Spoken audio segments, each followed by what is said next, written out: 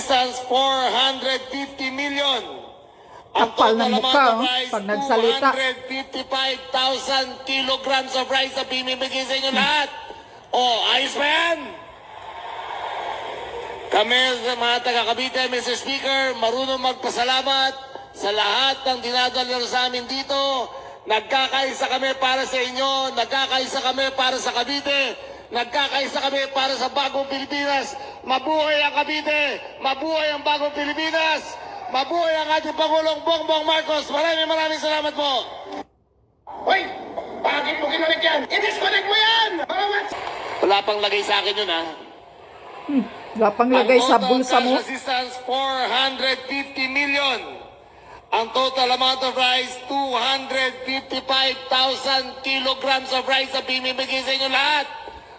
Ayos ba yan? Parang pira mo, ano? Kami sa mga taga-Cavite, Mr. Speaker, marunong magpasalamat. Pira mo ba yan? Sa lahat ng Galing ba yan sa dinadala bulsa dito. mo?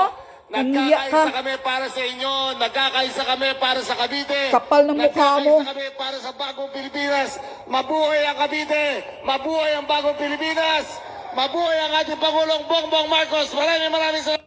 Yeah. Ang kapal ng mukha mo, Junvic Remulla. Bakit? Pira mo ba yan? Pira ba yan galing sa bulsa mo? Mahiya-hiya ka naman. Mabuhay ang baguong Pilipinas ninyo ni Bangag na mga kawatan ngayon. Marcos administration kayong mga kawatan. Ang kapal ng mukha mo.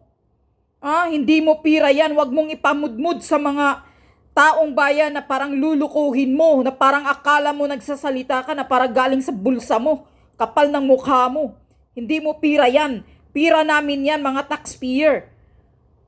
Kapal ng mukha mo, yan lang ang ginagawa ninyo sa pira ng Pilipinas. Pinagwawaldas nyo lang ng binibigay ng kung saan-saan para malaki din ang sa inyo. Wala pa daw lagay sa akin yan, Kapal ng mukha. Pag nagsasalita, parang sarili niyang pera na sa bulsa niya. Walang hiya. Nakakagigil kayo, ano?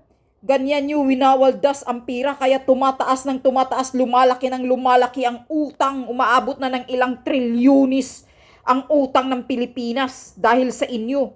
Wala nga mga infrastructure, wala nga proyekto na maganda na para sa mga sa kapakanan ng taong bayan. Pinagmumudmud nyo lang ng ganyan.